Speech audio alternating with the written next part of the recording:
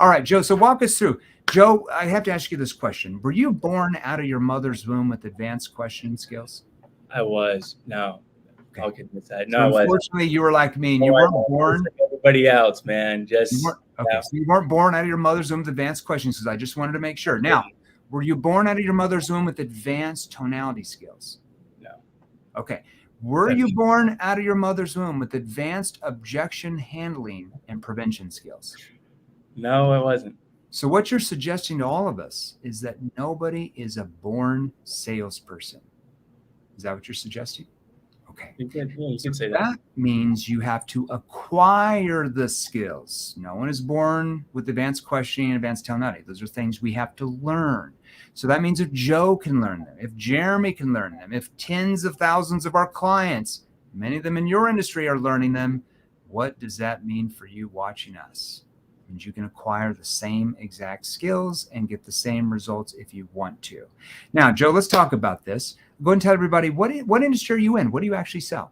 Yeah, I'm in the alternative business lending space. So, loan products such as revenue-based financing, equipment financing, credit card stacking, Okay. anything like that. We help the business owners that really can't get approved at the traditional banks get funding so they can grow their Which business. is kind of hard with some of the credit requirements now with interest rates going up. Okay, so you basically you lend to like small businesses that might have a tougher time because of their credit or how long they've been in business and getting traditional loans. Okay, that's a good service. Now, how long have you been in that industry for? I've been in here 5 years now.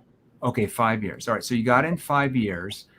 Tell us how you used to sell all the way up into, and maybe well, first of all, let's do this. Well, actually, no.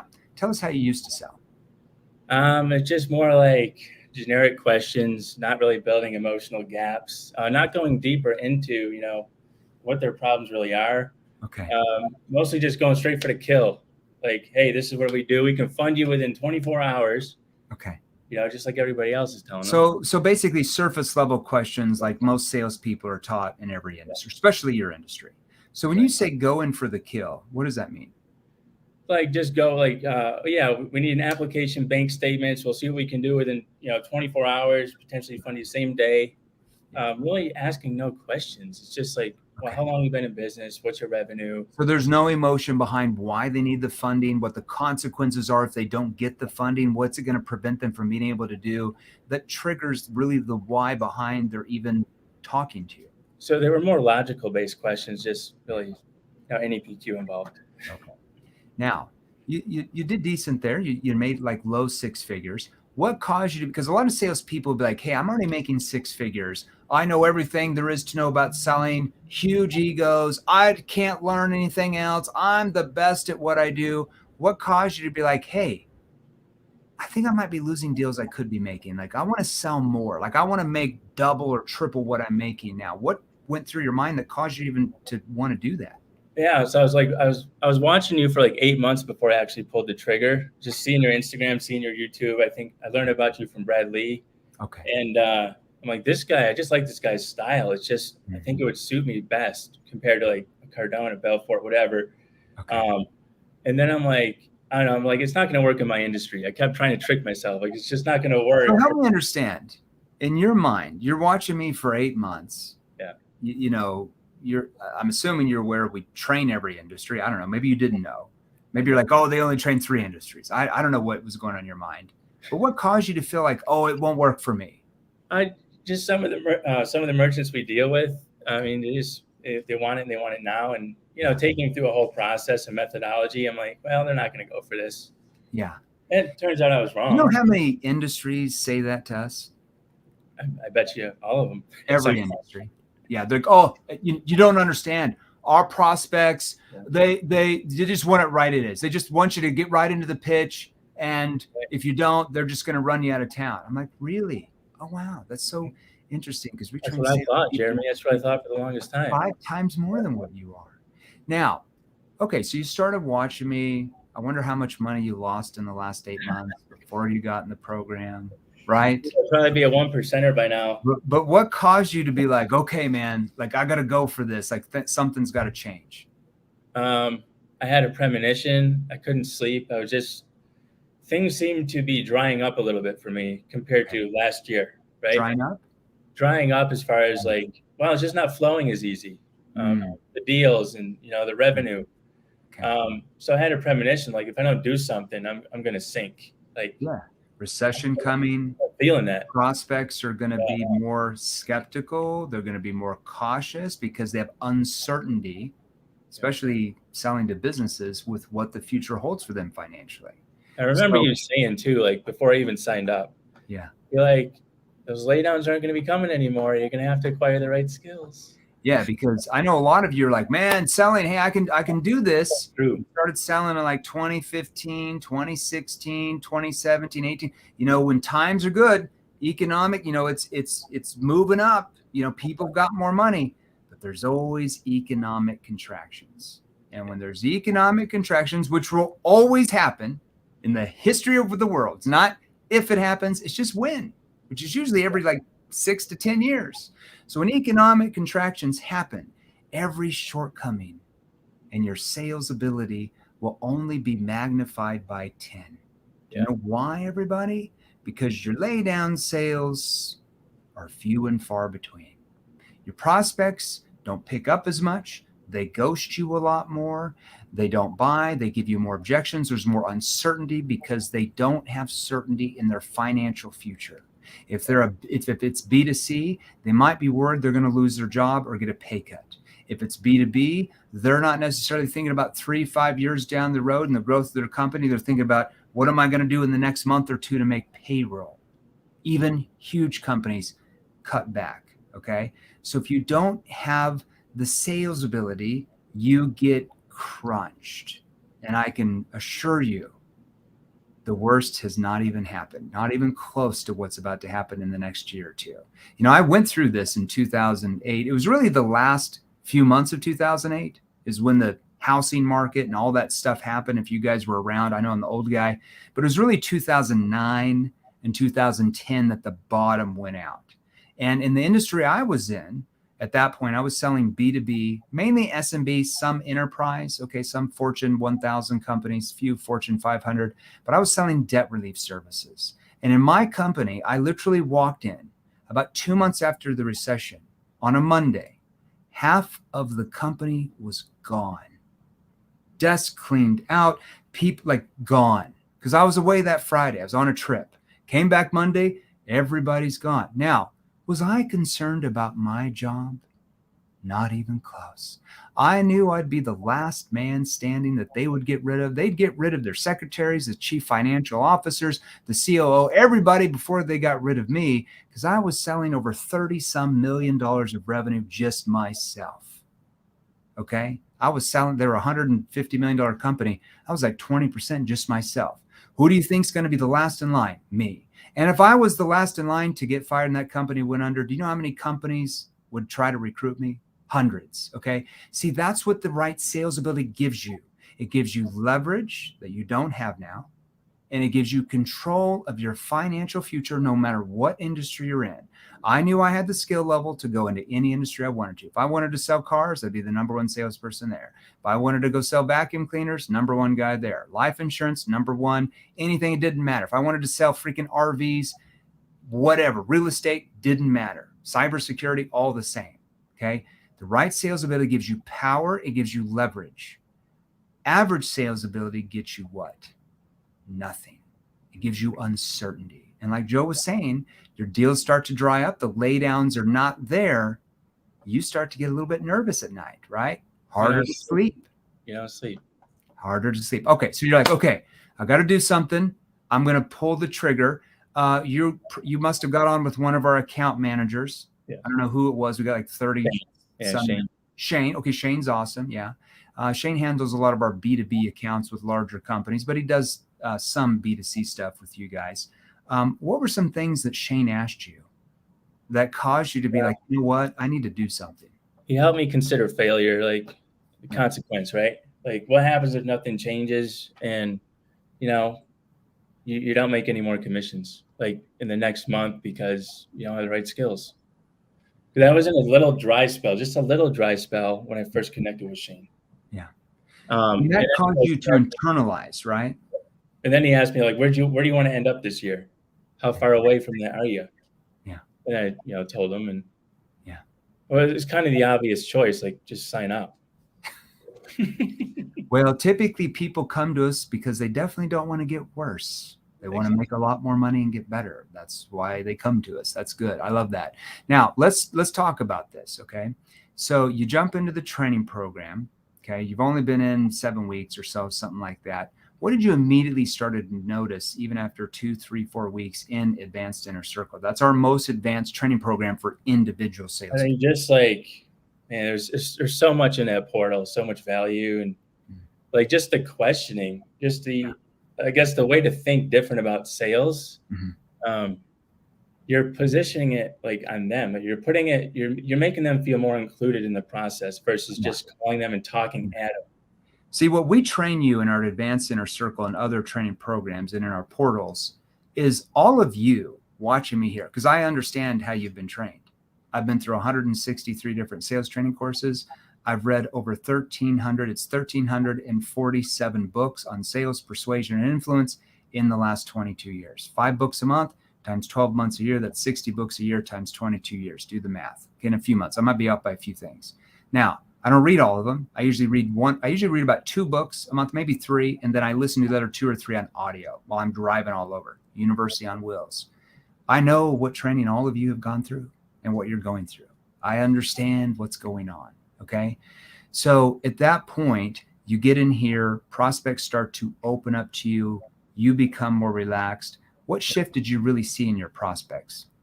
Just they were willing to literally open up more and tell me the truth. Why do you feel like they were willing to open up compared to them staying surface level before? Because I was more curious about what they're actually going through versus just talking at them and pushing my solution down their throat. Yeah, because all of you, the training all of you have gone through, like I said, it's not your fault, but it is your problem, right? Okay. You've all been trained for the most part that you have to do all the work. You have to do all the selling. You have to do all the convincing. You have to overcome their own objections. You have to chase. You have to follow up. You have to do all the selling. Whereas what we're going to train you to do is we're going to train you guys how to get your prospects to do all the work. Why are you guys doing all the work? They're the ones that have the problems. Your solution solves those. So why are you having to do all the work?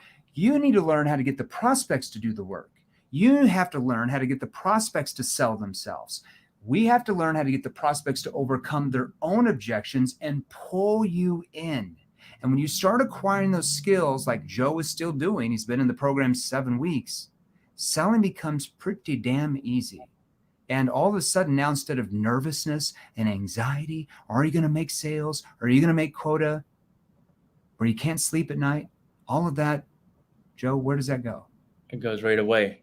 Yeah, life becomes good. It's good. It's very good. It's not hard. And all of a sudden, these hard sales that you guys thought were hard, now they become pretty easy. Right. What's going on? So what you're trying to suggest here is that it's not necessarily the prospects are being hard, but the way we're selling to them is causing them to stay surface level and making the sale hard when it could be really easy if we knew how to get them to let their guard down. That's exactly it. Yeah. Okay, now let's answer a few questions here. I have somebody on Facebook. Now I don't know your name because it must be outside the Facebook group. Let me see if I can see it. But I've got somebody here on the Facebook group that asked a really good question. And that question is, can you please give us an example how to use tonality and body language? Got any examples? I mean, you're the best at it. I'll give you a few examples. So there's really 4 types of tones that you would use in any sales conversations or conversations if you sold more complex sound environment like B2B. Okay. So you're going to have a confused tone. So especially if you cold call, a confused tone is really good because when a human being is confused about something, typically human beings do what?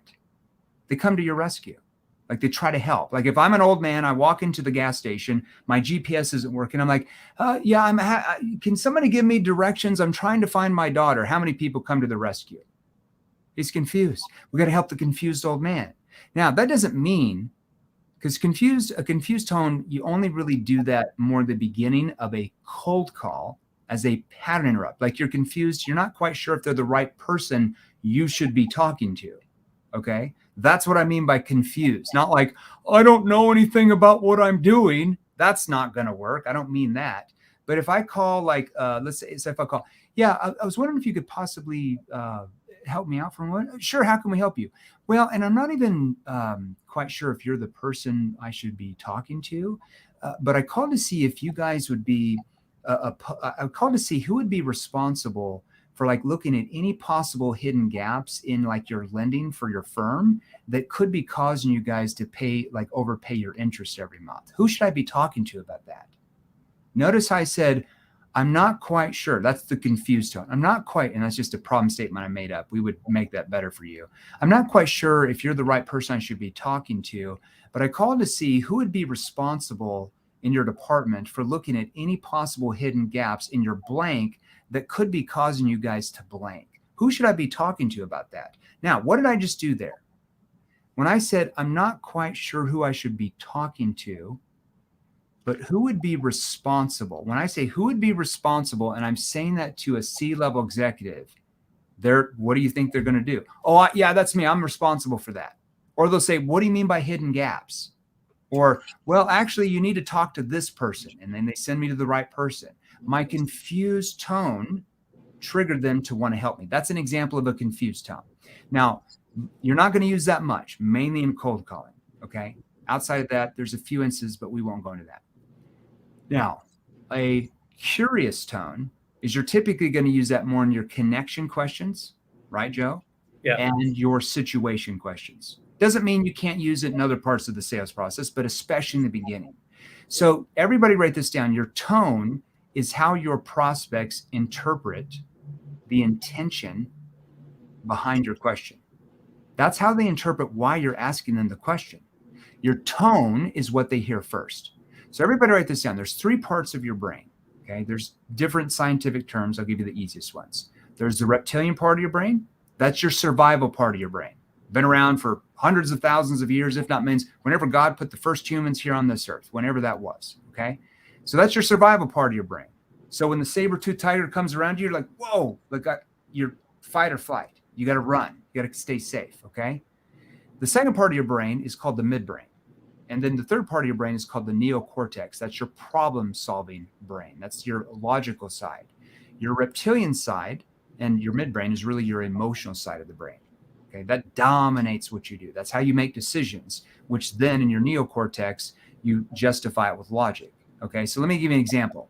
If you hear a lady in the grocery store yelling, do you know what you hear first? You don't hear her words. Your reptilian part of the brain hears her tone first. You guys ever get a telemarketing call and after 15 seconds you say, I'm not interested, and you're like, I don't even know what they said. Do you know why?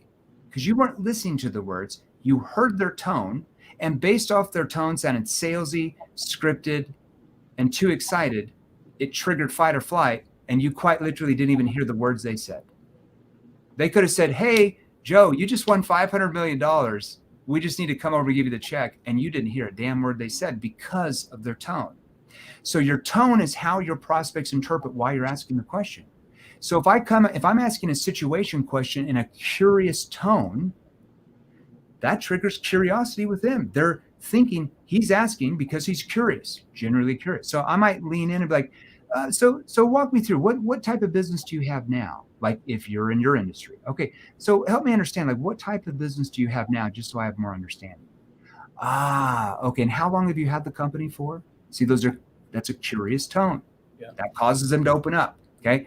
Now the third type of tone is more of a challenging tone, more of a skeptical tone. Now, can I use a challenging skeptical tone in the first minute or two of a conversation? More than likely not, because you don't have any trust or credibility early in the conversation, right? Let's say I get 3/4 of the way in after I built a gap from where they are to where they want to be.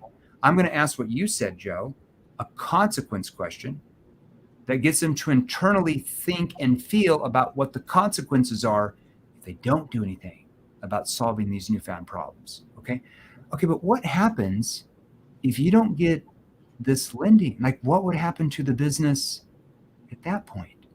What are you going to do if you don't do anything about this and you don't get the lending to be able to scale to $5 million a month? Like, what would happen at that point? Now notice I started off in a skeptical, challenging tone, and then I lowered my tone at the end into a concerned tone. Why would I do that?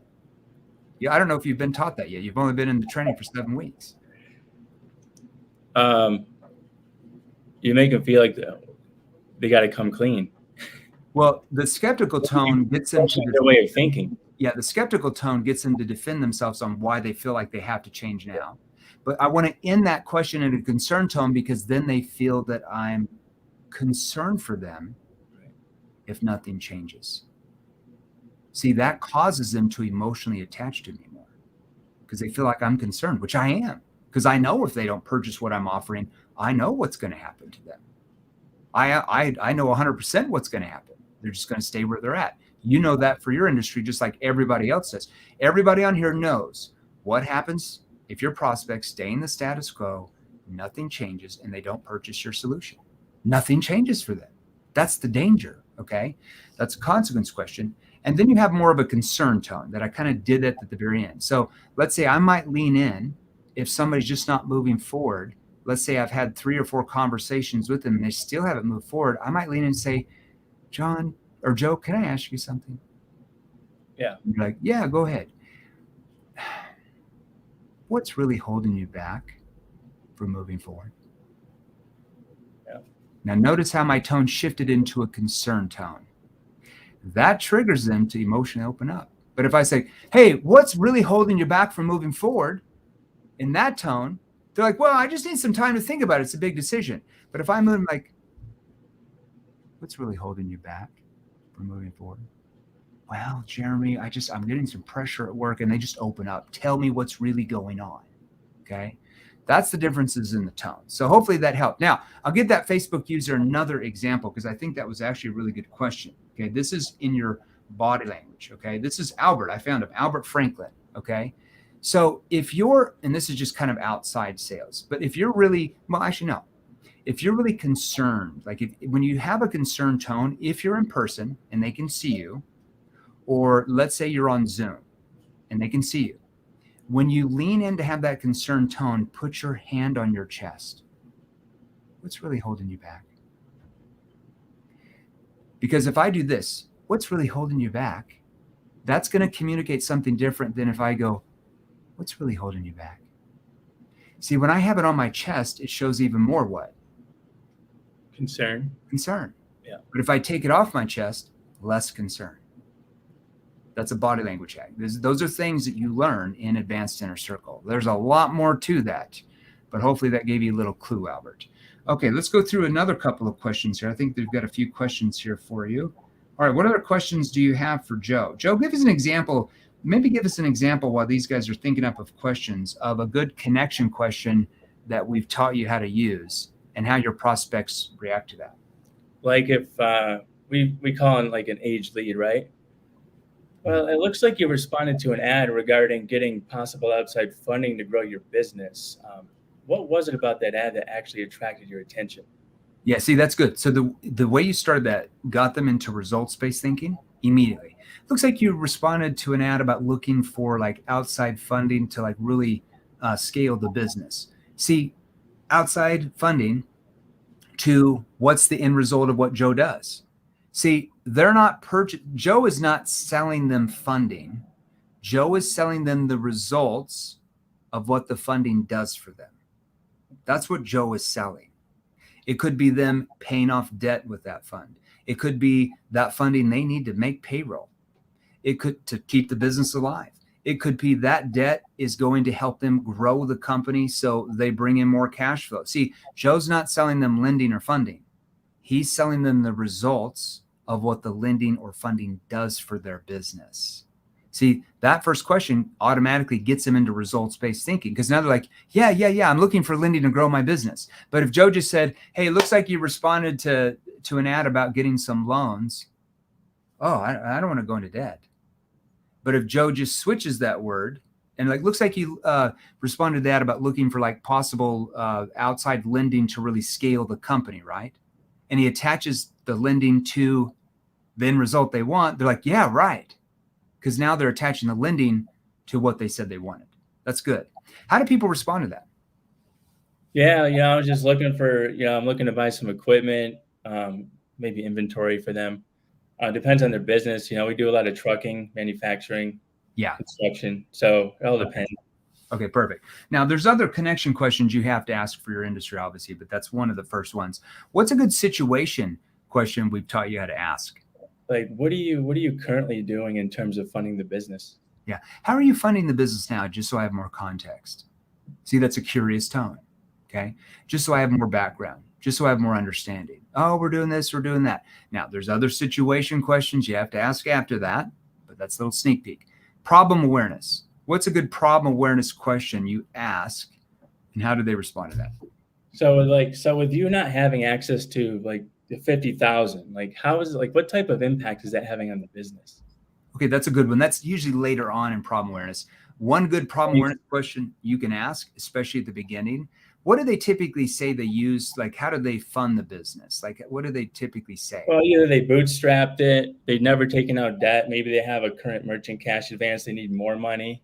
Okay. So it all depends. So help me understand. I mean, if you've been just kind of bootstrapping it, what's caused you to feel that that's just not enough to get you to grow? I That's just feel like we another. want to go faster. Yeah, see, that's another good problem awareness question. So it's a question you can say, like, if they already have something, what's caused you to feel like that's not enough to get you to really scale, though? Well, the reason why we can't scale bootstrapping is because of X and because of Y and because of Z. And then it just opens up the emotion gate, right? Okay. There's other problem awareness questions you have to ask after that for your space. What about a solution awareness question? How do you get them to focus on what their future is going to look like? See, it's not enough to get them to understand what their real problems are. That's the first part. We also have to get them to see and feel what the future looks like once the newfound problems are solved. What's a good solution awareness question you're asking to get them? Like, how do you see your business being any different than it is now, though, with access to that additional funding? So let's say that we're able to get you approved for the 120,000. Now, I'm not saying that we could yet. It has to go through the process. There's a good chance it does look promising. But besides just using that to buy 3 trucks and tractors, like how do you see that extra money helping you scale the most, though? Because I'm going to put in what they already said they were going to use it for. And then I want them to tell me what they're also going to use it for besides that, or how they see it's going to help them scale. See, now when they tell me how these funds for your industry are going to help them scale, who are they also telling? Themselves. They're telling themselves, and they're visually seeing it. Now they see what the future looks like. They tell you and they tell themselves, here's what my future looks like once I have what Joe is offering. It's very hard for them to not move forward at that point, because what they've done is they've emotionally attached to the need of changing their situation. That's an emotional attachment. And they've only done that with you, not anybody else. It's almost impossible for them to back out at that point. Okay. Right. Now, what's a good consequence question you've been taught how to ask to get them to kind of like feel the internal consequences if they don't do anything? Yeah, but like what happens if you don't get that 120,000 and the business doesn't really grow over the next 6 to 12 months and nothing really changes? Like what happens at that point? How do they respond to that? Oh, I'll just figure it out. Sometimes I get that. Like we'll just keep doing what we're doing. Well, I mean, if you just keep doing what you're doing, that's gotten you to where you're at, how would you be able to scale? Consequence question. It's just a way to loop back around. You haven't learned that yet in advanced inner circle. You're too new. I'm too new. Now, I will tell you, I know you're just role playing with me, but when you change your tone, you're going to get a much different response. Okay, so you got to start off skeptical. Okay, but what happens if you don't get these funds and you can't get these 3 other trucks? Like, what happens to the business at that point? Concern tone. You get a different response. I promise. You're barely starting to get into the advanced tonality now. We usually get into that in the month 2, month 3. Okay, perfect. Okay, we won't go through the presentation because I don't think you've even learned that yet. You're so new. But I wanted to get you in here because you're already crushing it from the training. And I like to interview new people. Sometimes people have been here a year or 2, but sometimes I like to do people 2 months. Okay, because thank you. What we always hear is like, man, this is the fastest ROI to anything I've ever spent money on. Like when I went to Harvard and spent $190,000 I didn't even make any money for years after. Like, I made money the next day I logged into the portal. Okay, that's a quick ROI. What's a good commitment question you've learned how to use to help that prospect close themselves? Well, do you feel like this offer could be the answer for you? Yeah. Do you feel like this could be the answer for you? What did they say? Yeah, it'll work. Send over the agreement. Why do you feel like it would, though? Because you could get lending from a lot of companies. Yeah. Why do you feel like, hold on, though. Why do you feel like it would, though? Like, why not push this down the road like a lot of unsuccessful companies would? I mean, if I get that equipment right now, I know I can add another 10K a month in revenue. What does that do for you, though? I mean, it's just 10 grand. I mean, that helps. See how I downplayed that? Yeah, but it's just 10 grand. What would that do for you? Oh, geez, 10 grand would. See how I downplay, they upplay? Yeah. You're about to learn that in Inner Circle too. All right, Joe, let's answer a few questions in the few minutes that we have here, okay? So we got a bunch of questions that just came in here. Let's see what we got. Ooh, here's some good ones. Trevor, how do you speed up the budget process? Trevor, what do you sell? What industry are you in? It would help me and Joe if we knew which. I'm assuming you're in some type of B2B sales. I need you to be more specific in your question, because speeding up the budgetary process would be anything from you don't know how to build a big enough gap from where the prospect is to where they want to be, so they don't feel any urgency to speed up the budget process. It could be the questions you're asking to find out where the budget's coming from. There's like multiple layers to that question. And unfortunately, we don't have another 4 hours to be on here to train you that. Okay. Let's see here. Could you go over selling home security systems, David Port? Hey, David Port, love that, but you got to be more specific. Go over selling home security systems is not like a 3-word answer. You got to be more specific. Like, I'm having trouble with this, or I don't know how to do this. Specific questions are going to help me and Joe help you guys the most. Generic, generalized questions without us asking you more details where we can pull you up here, there's nothing we can do. Arson, I don't even work in sales, but seeing Jeremy's reels, I would like to. Are you guys allowed to name companies one could apply it, or an industry is offering these applications? So Arson, all you got to do is join the Facebook group, salesrevolution.pro. You see that banner in purple that's floating underneath me and Joe? And when you join the Facebook group, just message me directly, and somebody on my team will message you back and say, hey, I'm looking for a sales job. Now, if we are not already, well, actually, you're not in sales, so this won't affect you. So we have placement opportunities. We're in several different big industries where we know that they're going to be around here for decades to come, because they've been around for decades already. So they're very legitimate, secure sales jobs. Okay. So we have industries and relationships with very large companies, some even Fortune 500 and 1,000 companies, where we can place you. You'll have to be certified in the training, though, because they won't hire people who are not certified in APQ, because they know you'll sell far less than people who are certified in APQ. And why would they hire somebody they know is going to sell, 5 times less than somebody like Joe was, because he's certified in the training? So what you want to do is message us. You'd book a call with an account manager. You'd have to get certified in some of our training programs for sure. And then we can place you in different industries in like very legitimate jobs where we've got salespeople we've placed that came from this group that are now making 20, 30, 40, 50 grand a month consistently every month. Now, the only thing is that I want to make sure everybody understands, if we're already training your company, so we have a deal with your company where we're training all your reps, we cannot place you in another company. It's a conflict of interest. Okay. Business owners have to trust us that we're not going to try to recruit their people, which we won't.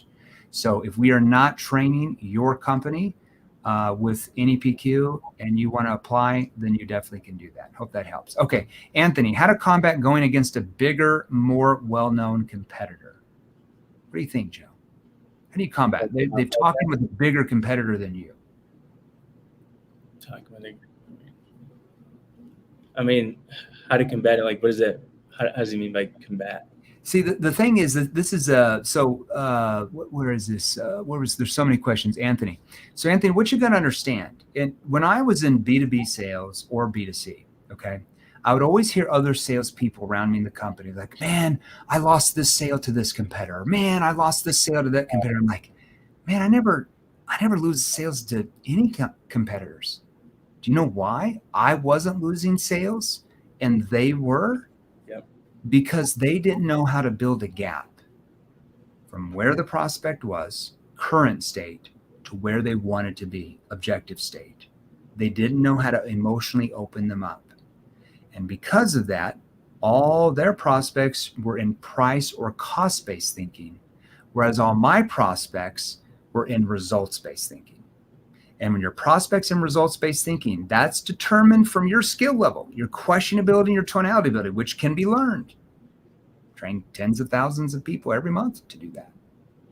They never wanted to go look anywhere else because they were emotionally tied into solving the problem and doing that with me and the company I represented, because they felt like I could get them the best result. Do you know why? Because they felt I understood their unique situation the most. Whereas other salespeople right next to me in the next office were losing sales left and right to those large competitors. I never did. I literally can count on my one hand how many sales I lost to competitors in a 17-year sales career in 4 completely different industries. Hope that answers your question. There's a lot more to that. What would you say, Joe? Yeah, I would say it's about asking better questions, really opening them up. I've experienced that in my space too, because as a broker, you're easily commoditized if you're not opening up the gap, because they're just going to go with a different offer, a cheaper offer with some other broker, right? So you want to open up that gap and get it as large as possible. Yeah. This way you can you're on top. You open the gap. They don't even want to look around. Like quite literally, like there would be people like in the industries I sold in, and they would tell me up front before I even built any gap. There was no trust. Would be like, oh yeah, like, hey, just so you know, like we're not going to buy anything today, or we're still looking, we're price shopping. And then 45 minutes later, they were wiring in the funds. Well, there you go. That's because I know how to build a gap. We can train you how to build it. Now, Anthony, he said, awesome, thank you. Just started the training a few days ago. I'm loving it. So he's already in our training courses. So that's what you're going to learn now, Anthony. Good job for you. Okay, Edward, we'll just take a couple more questions here. Yeah. First of all, love your videos, Jeremy, and I would like to ask how to close the customer. Basically, I'm an application development company. Most of the time, the average application can cost $5,000 to $50,000. The issue that I face is customer at the end not trust the company.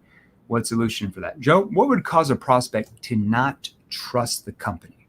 Well, you're sounding like everybody else. Yeah. Again, it goes back to building that gap. What are you not asking? Yeah. What are you not asking? And how are you using your tonality? Do you know how you build trust and credibility in a sales conversation? Not by asking them how their day is, or how's the weather, or just small talk. That does not build any trust or credibility. Your prospects hear that day in and day out from every salesperson trying to sell them anything. It actually causes you to lose credibility, to lower your status, because now they just view you like all the other salespeople. And as a society is large, how are salespeople viewed? Lower status, automatically. So when you come into that conversation, Edward, okay, and like I said, Edward, it's not your fault. This is what you were trained to do in the past, but it is your what? It is your problem. Nobody's coming to save you. Unless you learn how to do it, right? We train you how to do it. That's what you want. So when you come into that conversation like Joe has been learning, that's why he's crushing it now, is you have to get the prospect to view you at least as an equal status, not at a lowered status automatically. Now, how do they view you at least at the same status? By the way you come across initially. If you come across too excited, if you come across salesy, if you come across too aggressive, if you talk too fast, if you come across needy, if you come across attached, you don't understand the right questions, you don't understand how your tone sounds, all you're doing is immediately triggering what's called fight or flight mode. One of two things are going to happen. They're going to emotionally shut down and try to get rid of you quickly. Oh, yeah, I remember filling that out, but I'm just too busy. Like, can you call me back? Or, no, we're not interested if you're cold calling. Okay. Or, yeah, I remember filling that out, but we decided to go a different direction. They don't even hear you. Or they'll politely listen. They'll answer some of your service level questions, right, Joe? They'll give you vague or generalized answers. And then at the end, they say, this sounds great. Can you email the information? I need to think it over and I'll get back to you. And then lo and behold, they go MIA and you can't reach them. They don't return your calls, your texts, but you thought you had the deal. It's because of your tone, even in the beginning.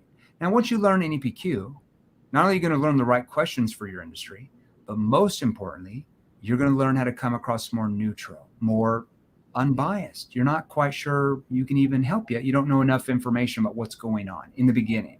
You come across more collective, more calm. I don't mean be boring, but I mean collective, assertive, like an expert is. And you learn how to come across detached. You're going to learn the right questions. You're going to learn how to influence with your tone. Then the prospect becomes curious enough. It triggers their brain to become curious enough where they want to engage. They want to open up. You're not forcing them to engage, because that's not going to work. When people feel forced, they push back. Just human behavior. But they actually want to engage. They want to open up because they feel like you might have something important for them. Okay? Those are all acquired skills, Edward. You want to acquire those skills? Message me directly right now. Quite literally, we train people in your space that make 30, 40, and 50,000 a month in commissions. That's available for you. You just have to have the right skills. Without it, guess what's going to keep happening? The same thing that's happening to you now. Okay, big benefits. NEPQ 3.0 member, underwritten health insurance. How to address I have coverage with XYZ company. Talk to mentoring re-enrollment. How do I address I have coverage with XYZ company? Okay, big benefits. Are you cold calling? Is that an outbound lead? Is that at the end of your presentation? Is that in the first minute? I need to know those details, because depending on those, that would be a different answer. We train one of the biggest health providers in the world, United Healthcare. So do a training call with them every month, and they're in our platform. Okay, know that industry like the back of my hand. What is NEPQ certification and how is it obtained? Just message me directly. Whoever said that on Facebook, I can't see your name.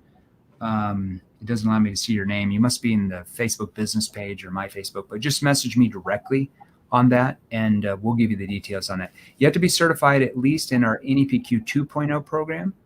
If you're wanting to get hired in much of the bigger corporations that pay like big salaries plus big commission pay scales, they want you to be in advanced 3.0 or advanced inner circle, because they're just far more training and advanced training in those programs. Okay, John, let's take this one last question for Joe. This training is unbelievable. I'm having a great month in HVAC sales. NEPQ changed my whole system. Jeremy, what would you say if the first thing the prospect says is, I'm getting other quotes as soon as I get to the door? Oh, yeah, that's pretty normal. And just so you know, I'm not quite sure we could even help yet. I'd have to know a little bit more about, what do you need to know about? I'd have to know a little bit more about like the system you have now, and kind of like what's going on with it, compared to maybe what you're wanting it to do. And once I understand all those details, I can go through all the different options we have. Would that help you? Yeah. So you got to disarm them. You just you just agree like, oh yeah, that's pretty normal. Just so you know, I'm not quite sure we can even help you yet.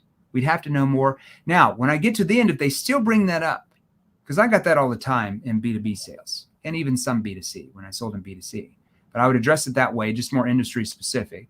And then at the end, 90% of the time, they never brought it up again because about the gap. They didn't care. But if they did, I might say, yeah, that's not a problem. What are you hoping those other companies are going to say, though? Now, why would I ask that? Yeah, that's not a problem. What are you hoping they're going to say to you? Well, I'm hoping and whatever they say there, I know is a concern that they have. Well, I'm just hoping that, I'm just trying to see what the price is. Well, I mean, is price the most important thing to you, or actually putting in the right system so your air circulates and you guys are able to sleep at night? If that was their problem with the old system, that the upstairs was hot and the downstairs was cold in the summer, and they're having a hard time sleeping at night because it's so damn hot. I'm just plugging that in. Well, is price the most important thing to you, or actually getting the result where the system is like cooling the whole upstairs? Because we can always give you like a cheap system, but it just depends on if you actually want the cool air in the upstairs, or if you just don't care. See, I'm acting confused there. That gets him like, well, no, yeah, we want definitely the air in there. Okay, I got to get him back in results-based thinking. Joe, thanks for being on here. I know we went way over time. Any last words of advice you have for anybody? Sign up for NEPQ ASAP. Well, maybe they shouldn't. Maybe they should just keep selling the way they are, hoping and praying it's going to work out, taking the hopium drug. We're just kidding. All right, message us directly right now. Joe, if you need to hop off. If you got an appointment, you can hop off. All right, so you guys want to start making this type of money, because Joe's just barely into advanced inner circle, already up there almost around 30 grand a month. Okay. So you want to start making those type of commissions with what you sell now, or 10 grand a month or 15 grand a month. If you want to start making 20,000 every month in your industry, or 30 or 40 or 50,000 plus, I can assure you that we already trained tons of salespeople in your industry watching me here that are already hitting those numbers every single month, pretty damn easy. So if you want to acquire those skills, message me directly right now. So if you're in the Facebook group Sales Revolution, the Facebook business page, my Facebook, LinkedIn, message me directly right now. If you're on YouTube, you'll have to join the Facebook group because you can't message me on YouTube. They don't allow, I can't message you back. So you'll have to join the Facebook group here. It's on this little purple banner underneath me and Joe, salesrevolution.pro. Thanks, everybody. We'll see you guys next week. Next week, we won't have a live on Tuesday because it's the 4th of July. I'm going to take the day off here in America, but I will be coming live with a very important training for you next Wednesday, the day after. Joseph, thanks so much for coming here. Come by and see us here in our offices. You're only like 10 minutes down the road, brother. I will, man. All right. Sure. Good to meet you. See you soon. Yeah. Hey, and John, who sells HVAC, go post your results you're getting in the Sales Revolution Facebook group right now, or I'm going to send Joe and a bunch of our clients after you. So, John, go post that in the Sales Revolution Facebook group. That's a good win. All right, Joe. See you soon. All right, man. See you.